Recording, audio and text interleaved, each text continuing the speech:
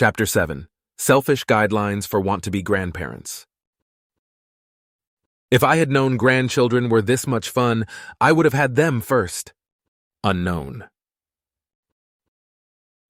You can have too many children, but not too many grandchildren. Like your kids, they're cute, they're playful, and they bring hope. Unlike your kids, you can send them home when you've had enough. It's the deal of a lifetime.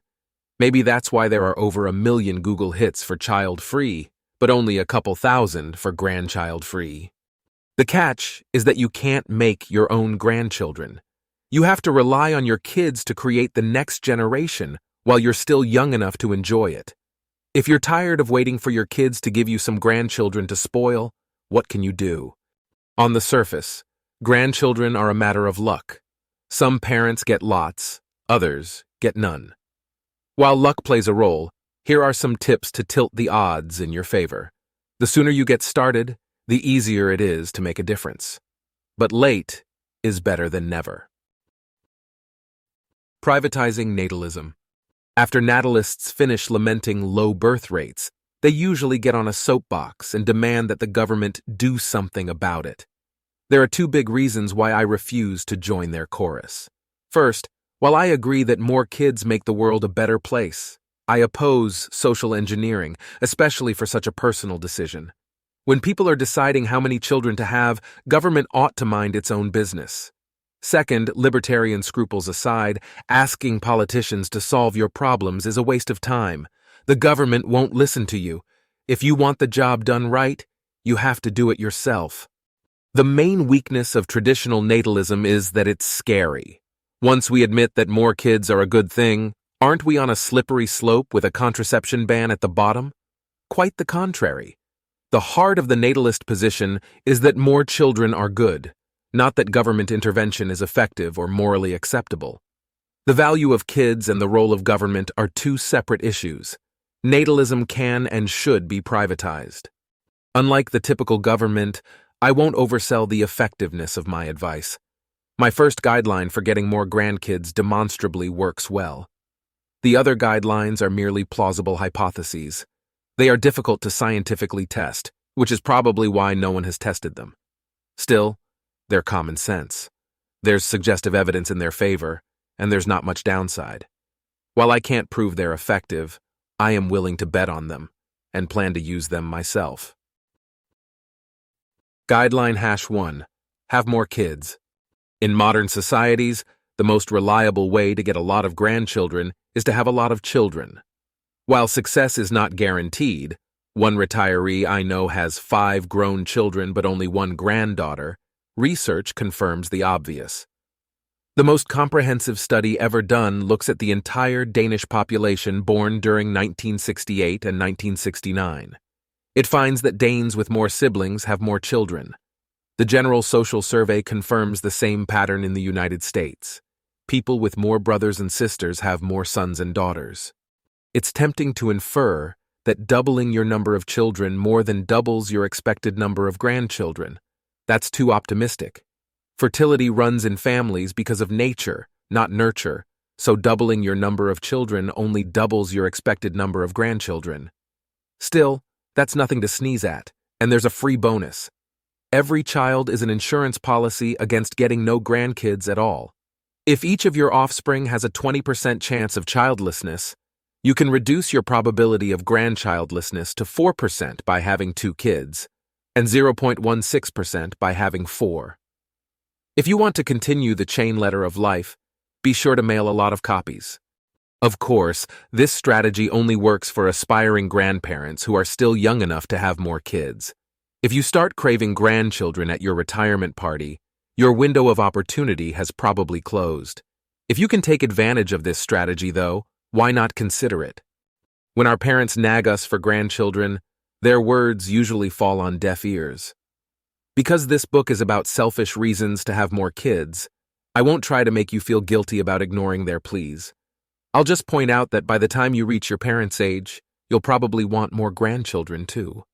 You should take steps to satisfy your future desire while you're still young enough to make a difference. How governments goose the stork. Having more kids is not a foolproof way to get more grandkids, but it definitely tilts the odds in your favor. Unfortunately, most of us don't start thinking about grandchildren until our children grow up. If you're ready to become a grandparent, you're probably not in the market for a 30-year plan. You want fast-acting ways to make your grandparental dreams come true. At this point, it would be convenient to forget twin research. Convenient, but dishonest. Back in the Parent's Guide to Behavioral Genetics, we explored the main twin studies of family size. All found that differences in parenting have little or no effect on children's fertility. In other words, the techniques that parents typically use to influence their children's fertility are roughly equally effective or equally ineffective. If you want to boost your kid's fertility, you need to go off the beaten path and try an unconventional approach. This advice is normally vacuous. Searching for effective unconventional parenting strategies is usually like searching for a needle in a haystack, but fertility is an exception.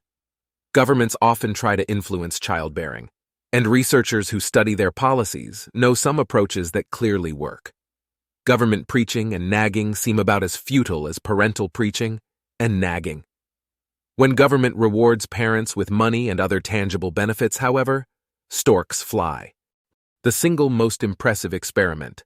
In the late 80s, Quebec began sending cash bonuses to new parents, and gradually increased these bonuses over the next decade. From May 1992 to September 1997, Quebec's parents got $500 for their first child, 2 payments of $500 for their second child, and 20 payments of $400, $8,000 in total, for each additional child. The program was then abolished. The main researcher who studied Quebec's program concluded that $1,000 in first-year benefits, just over $700 American dollars at the time, increased the probability of having a child by 16.9%. Families eligible for the full $8,000 payment plan were 25% more likely to have another child. The response was much stronger for women who were married and/or over 25 years old. Another research team looked at the effect of paid parental leave in Austria. Under Austrian regulations, an employee on parental leave received roughly €340 per month from the government, plus the right to return to her previous job. Before July 1, 1990, a parent could take 1 year of official leave after the birth of a child. From July 1, 1990 until 1996, the time limit was doubled to 2 years. Then the limit was cut to 1.5 years. Researchers took advantage of this policy seesaw to measure the effect of the 1990 experiment and found that 12 extra Austrians were alive for every 100 women of childbearing age. Other researchers argue fairly convincingly that family-friendly policies, paid parental leave, subsidized childcare, and so on, partly explain relatively high birth rates in Sweden and other Nordic countries. Personally, I oppose family-friendly subsidies and regulations. But you don't have to support these programs to learn from them, and if you do support them, you don't have to win over public opinion to act on them. Quebec and Austria convince people to have more babies with the right incentives, so can you. Unless you're fabulously wealthy, there's not much that you as an individual can do to raise your nation's birth rate. Yet there is plenty that you as an individual can do to raise your family's birth rate. Instead of preaching and nagging, people who want more grandkids should replicate successful natalist experiments on a smaller scale. Guideline #2. Become the in-laws from heaven.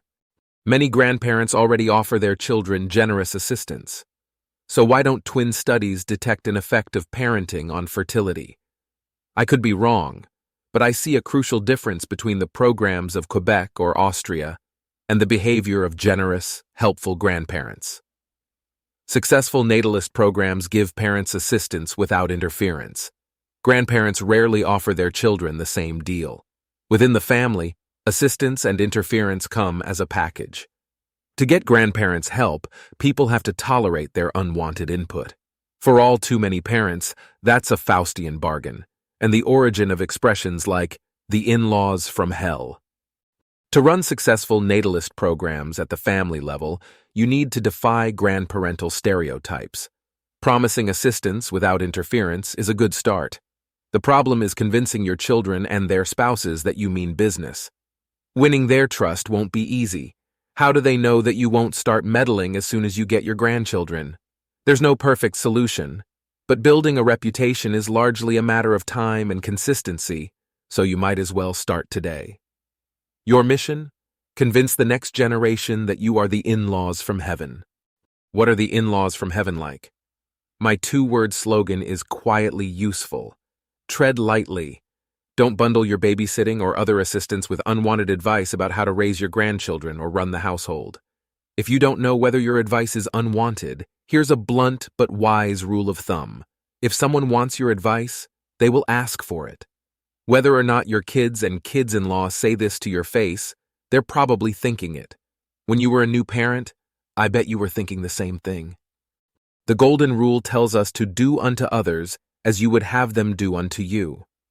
It's good advice, but not enough to ensure family harmony. The late economist Bernie Safran taped a rebuttal to his office door. Do not do unto others as you would have them do unto you. They may have different tastes. His point: nice is not enough. The golden rule is kind, but not respectful. If you want your kids and kids-in-law to appreciate your help, treat them as they would like to be treated. I understand if my advice makes you angry. If you're a family elder, maybe you feel like it's your turn to get your way. Perhaps you feel like your respect has to be earned, and your daughter-in-law hasn't earned it. If you're handing out money and babysitting, maybe you think you're entitled to a say in your grandchildren's upbringing. But even if you're completely right, being completely right won't get you more grandchildren. Your interference could be off-putting enough to keep your next grandchild from being born in the first place. With so much at stake, is it really so hard to drop the hard line? Avoiding petty interference is one thing, but it hurts to stand idly by when you believe that your grandchildren's welfare is in danger. Just keep matters in perspective. If your grandchildren's parents are severely abusing them, don't just speak up, take action. Otherwise, think twice before intervening. Keep thoughts like, "You're raising him wrong" and "You're spoiling him rotten" to yourself. Remember the central lesson of twin and adoption research. Even if your kids are moderately bad parents, your grandchildren will probably still turn out fine. Before you speak up, ask yourself, would adoption agencies consider your grandkids' parents fit to adopt? If so, correcting their deviations from your ideal of parenting is imprudent. The parents probably won't listen, they certainly won't like it, and they might feel too stressed to give you another grandchild. Guideline #3. Tactfully reward your kids for each grandchild. For the sake of argument, suppose you're comfortable with the idea of spending money to get more grandchildren.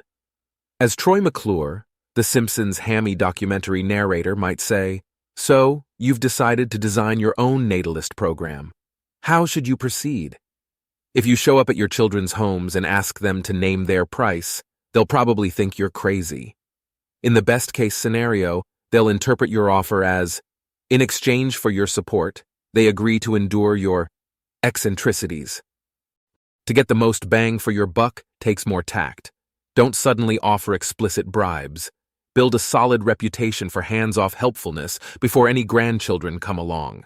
After laying that foundation, casually communicate that you've only shown them the tip of the iceberg. If and when grandchildren come along, you'll happily step up your contribution. One serious snag to worry about. Even in a loving family, it's hard to convince others that your help comes with no strings attached. Perhaps this is why government checks so clearly affect childbearing. People know that no matter how many checks they cash, the government won't pop in to critique their parenting. For trust issues like this, actions speak louder than words. If you're ready to help financially, the best way to prove that there are no strings attached is to make one-shot gifts. No matter what you say, a monthly check feels contingent. It's more convincing to celebrate the birth of each new baby with an early inheritance, and the suave excuse, this will all be yours eventually anyway. True, you're giving up control, but as computer geeks say, that's a feature, not a bug. Grandparents' money talks louder when they surrender control.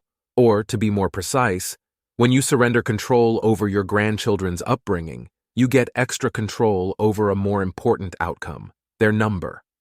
You don't have to be Bill Gates to strategically design wills, trusts, and one-shot gifts. A middle-class income is more than enough. Compared to the out-of-pocket cost of raising a child to adulthood, the baby bonuses in Quebec and Austria were small. They worked anyway. Since most people intrinsically desire children, modest incentives are often enough to convince them to have an extra baby. You don't need to openly tell your children that their inheritance partly depends on how many grandchildren they give you. Don't hurt anyone's feelings. Just give generously to your children each and every time they enlarge your family. Then write a will that gives each of your children equal shares of whatever's left. Another diplomatic way to reward fertility is to set up trusts for your grandchildren and make your children the trustees. The parents will eventually use the trust to pay for expenses like college that otherwise would have come out of their own pockets. You're effectively giving more to the children who gave more to you, yet officially you're treating your children equally. Can natalist incentives work too well? No matter how impatient you are for grandchildren, you probably don't want your kids to drop out of high school or college to have a baby, and you almost certainly wouldn't want to encourage it. In practice, fortunately, you needn't worry. The Quebec experiment found little or no effect of baby bonuses on young and unmarried women. It was older and married women who had the extra kids.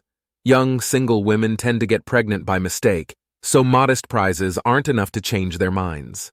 Older, married women, in contrast, are already interested in kids, so a little money is often all it takes to sway them. If you're still nervous about bad incentives, make it clear that you only reward parents for responsible pregnancies. If you think it unfair to penalize a grandchild for his parents' mistakes, take the money you would have given his parents under ideal circumstances and hold it in trust on your grandchild's behalf. One last thought.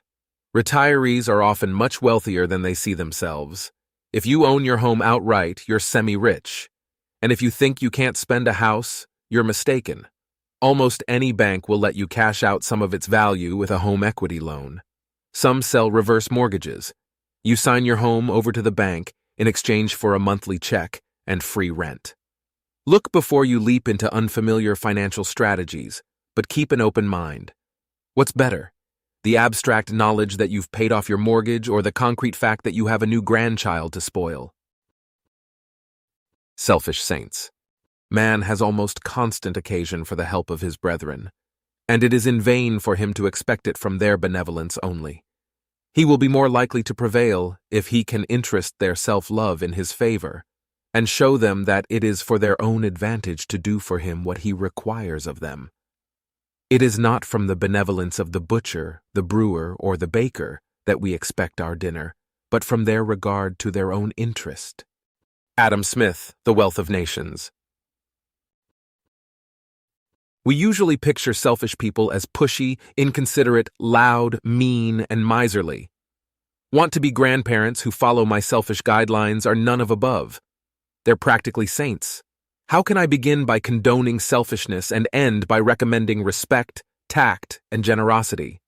My answer: pushy, inconsiderate, loud, mean, and miserly people are bad at being selfish. While they're acting on selfish impulses, they fail to carefully weigh how other people will respond to their behavior. They're like restaurants with bad food and bad service. Once word gets around, no one wants anything to do with them. Grandparents' main problem, though, isn't that they're bad at being selfish, but bad at being nice. When grandparents tell their children how to raise their kids, they're trying to help. Where do they go wrong? By acting on their unselfish impulses, instead of carefully weighing how other people will respond. As a result, they provoke ill will despite their helpful intentions. And for what? The long-run effect of grandparenting has to be even weaker than the long-run effect of parenting. In the end, selfish guidelines for want-to-be grandparents look a lot like unselfish guidelines for want-to-be grandparents. The crucial factor is foresight, not intentions. Without foresight, you'll either be a selfish jerk or an unselfish annoyance. Either way, you'll antagonize your kids and kids-in-law. With foresight, you will show respect, tact, and generosity, even if deep down, it's all about you. Playing the in-law from heaven paves the way for your grandchildren to enter the world. When you see the face of your next grandchild, you'll be glad you did the right thing.